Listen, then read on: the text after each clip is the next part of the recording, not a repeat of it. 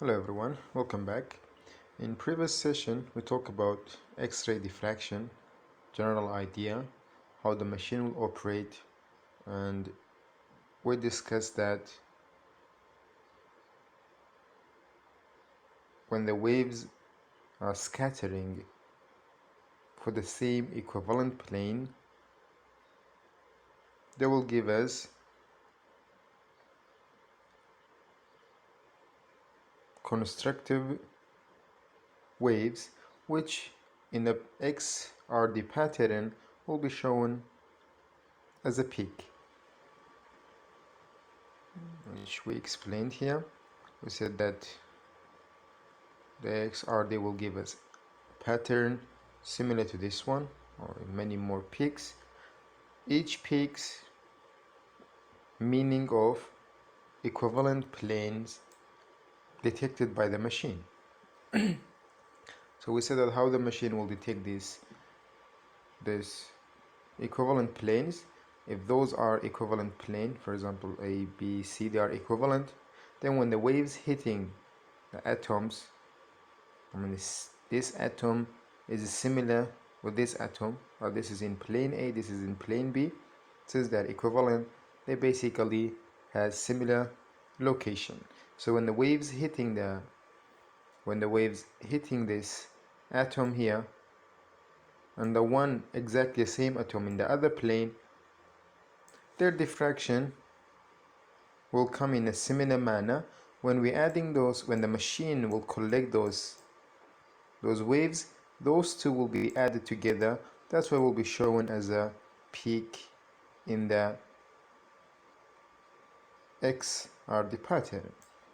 I would say the height of the peak indication of a lot of equivalent planes that we may have them, a higher intensity. For example, if you consider another one here, the wave basically comes, we said that there will be millions of waves bombarding the sample, so it will be the same thing scattering here, and there will be 3 of those will be added together. So more parallel plane, the higher the intensity of the peak will be. We said that if those are not for the equivalent planes, the scattered wave will come in the manner that it's this the extreme case. They will come after scattering, they will come reverse of each other, then when the machine collect them, it will be shown as a straight line. So we have in between both cases, when sometime the wave will come in a way that it's not exactly canceling each other, so they may come something in this manner. So when we add them together, they will come in a matter that you will see small up and down. Those things, they are not exactly straight line. Like straight line is an extreme case when exactly they will be reverse of each other, but that's why they will not come always reverse, so there will be small peaks, but those are not considered as peak. Those will not be considered as peak unless it's high enough that can be seen that those will be considered as the peak. There we have it. Now the machine will measure the intensity. This intensity is dependent on the way that how many, it's indication that we have a repetitive of this plane a lot. For this one we have repetitive planes, but in a smaller degree. So at the bottom of the pattern we have diffraction angle, which we call it 2 theta. Now this 2 theta come from where? We said that there is a sample, we're placing it inside the machine, then there will be a gun which is bombarding the sample with X-ray,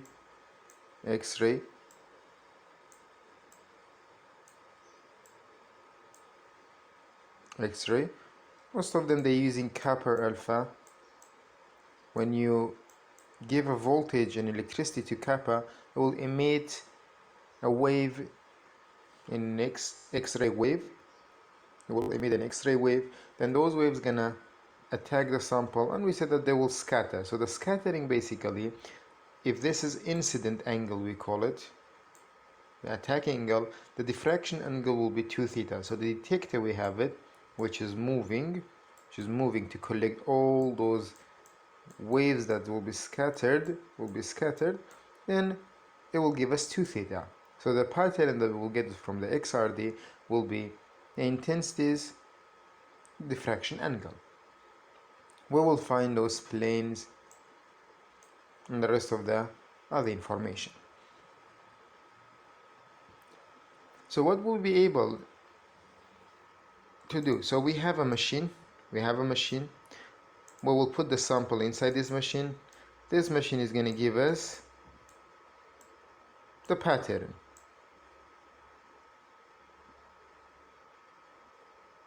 Now we have a sample. The sample will go inside the machine.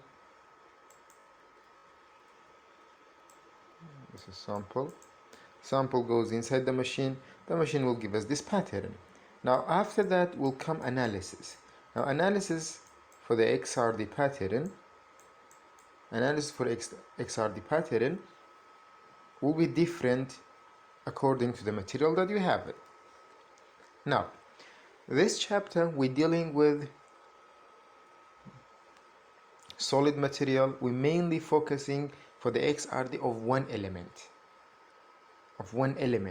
So when you see this pattern in this course, this is for one element. When we say element, it's iron, magnesium, potassium, whatever we have them. For example, silicon. It's one element we're dealing with. Why? Because if it became compound, which is a combination between multi-elements that we have it in real life, and the analysis will not be as simple as the way I'm explaining it here. That's why we rely on the softwares to analyze those things for us. But in this book, in this course, we're only explaining XRD analysis for element. So for one element. And this is only one element. Always the easiest way for analysis. The other ones will be hard. So they need much more calculation and a lot of detailing. Again, we will only discussing cubic crystal structure as well. Why? Because in analysis here, what we will get in the analysis, we will get crystal structure. So in the analysis, we'll get crystal structure.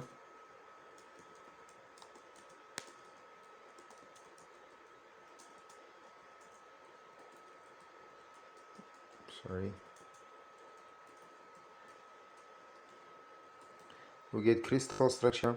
We'll get planes, because each peak will be the planes. Then we will get the A, which is the lattice parameter for the cubic crystal system.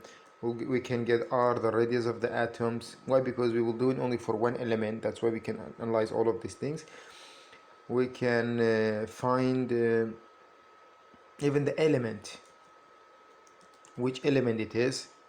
So crystal structure, planes, AR, elements. Those will be basically our analysis. So when you say analysis, we're going to find the crystal structure. If someone gave you a pattern, it's only for one element, you can analyze it. If it's for multi-phase, it will be hard to analyze. You need a program base and a database that it goes through and check all the crystal structures to compare them, and then we'll get back to us and say, okay, this phase, this is this crystal structure, this plane, this is that. But with hand analysis, it will be hard because you have to compare with the other known crystal structures. But in this topic, we're covering it elements. So element is easy. Because you only have one element, and the crystal structure will be one crystal structure. The planes will be related to that crystal structure, and A will be for the cubic crystal system, r will be the radius for the element. There we have it. Now in order to do so, we need some relations. Now in planes, we talk about plane, we discuss two things: family of planes and equivalent planes. Now let me just talk about equivalent planes. Equivalent plane, we have equivalent plane. We said that they are parallel planes that basically they have the same Miller indices. For example, those are, we call them equivalent plane. Those are, we call them equivalent plane. Those are, we call them equivalent plane. The distance between those planes, we call them d. Now because they are equivalent plane, we call it DHKL. DHKL. We can say D001 because they are the same equivalent planes. They're 001 planes, so we call it D001 equivalent plane. Or for example, here the perpendicular distance is supposed to be perpendicular distance. We have it from there. I mean the perpendicular distance there, we call it D. So this one I can call it D110. I mean the distance between those planes. For here we need the equivalent, I mean perpendicular distance, we call it from the two perpendicular distance between them, we call this one D111. So the HKL, for example, this will be D001. Now this distance between the plane, it depends on what? On the lattice parameter, on the A, which is cube we're talking about here. Yes, this is what I'm giving it to you, is for the cube. For the other crystal system, it's going to change. So it depends the lattice parameter. For example, this is A, and on the Miller indices. Now you realize that for this one at the top here, this one here, the DHKL, which is the distance between the equivalent plane, will be equal to A. Yes. Why? Because one of them the top, one of them the bottom. The distance between them will be A. So what is the equation for DHKL? The equation for DHKL, I mean you can mathematically find this one if you're good at vector analysis and geometry. You'll be able to find it's equal to A over root h square plus k square plus l square.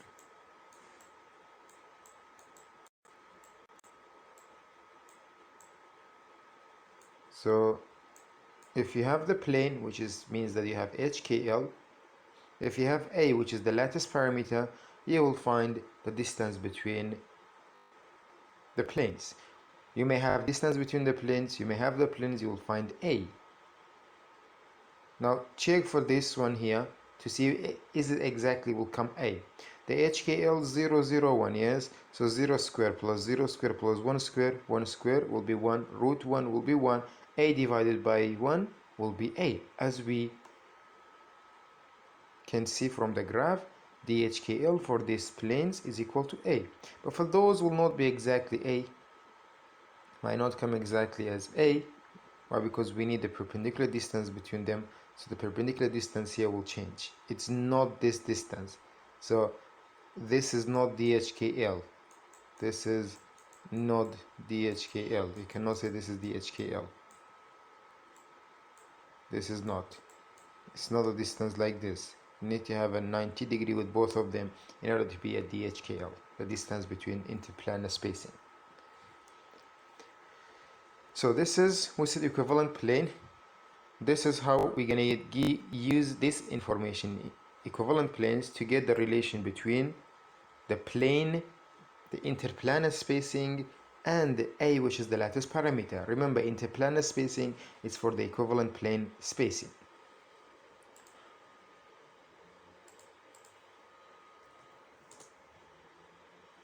Now, this is written here. This is for cubic. This is for cubic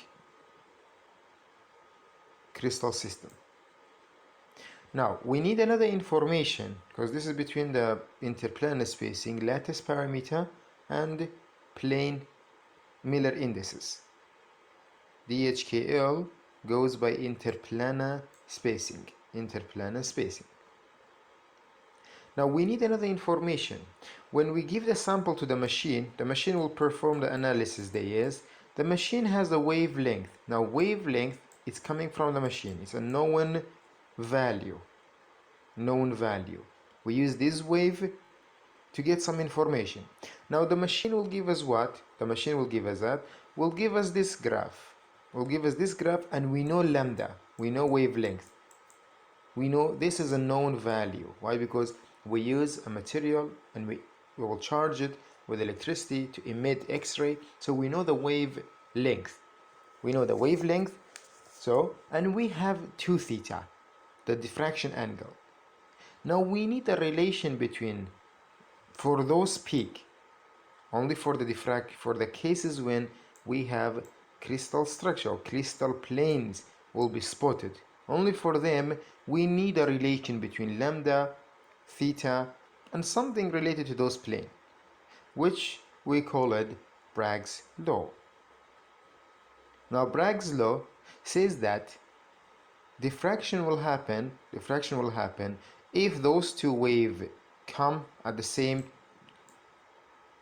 they came in the same manner. They will attack 2 atoms for the equivalent planes. They will scatter. If they scatter exactly the same, then we will have the diffraction. Now in order to, this is basically, diffraction means what? Means those are above each other, we will have a peak. Now what will be the relation for those peaks? Well, if the waves come out exactly the same manner, imagine at this point they start this point. So they travel, for example, this one, and the other one will travel up to here. Now up to here they say the same distance they travel the same distance. This one will scatter. From here. Let's say up to here. Exact distance will be for this, the second wave will be here. Now we realize that the second wave will travel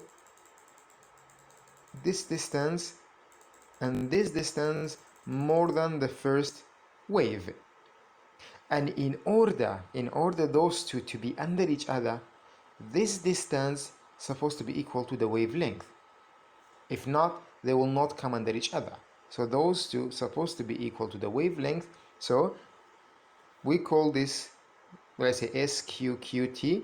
Let's find them, what they are. So how can we find this 2 distance here? Well, we know that this is equivalent planes. The distance between them, we call them DHKL. So the height here, it is DHKL. Now this is the angle theta. With some geometry, you will be able to see this angle is theta, the other side is theta. So let's zoom a bit.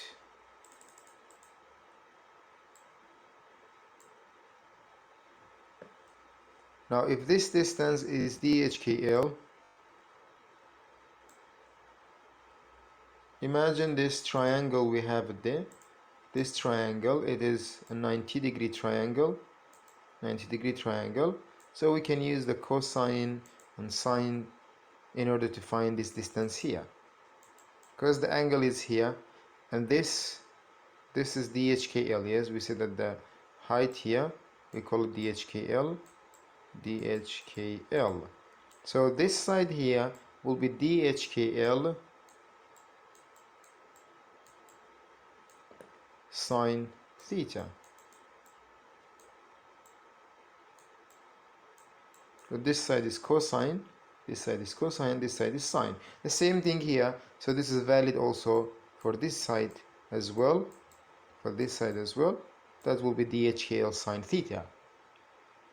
Well, we said that in order for the wave to come under each other, this distance must be equal to the wavelength. So this is, we call it Bragg's law. I said that n, we'll discuss what is n. N lambda is equal to the 2 distance, and each distance is equal to DHKL sine theta. So we have Bragg's law, it says that n lambda is equal to 2dhkl sine theta. This is a relation between the wavelength, the interplanar spacing, and the incident angle theta, the incident angle. So in this manner, we can, with those two equations, we can find a lot of information. Now what does n stand for here? N, lambda is wavelength, n is order of reflection. Order of reflection. Now what does order of reflection means here? Order of reflection, it's an integer number. Please remember, this is not the same small n for the cubic crystal system, the number of atoms. It's not the number of atoms. This n is order of reflection. Now, if you just simply explain this mathematically, if you have a wave, now this is, let's say,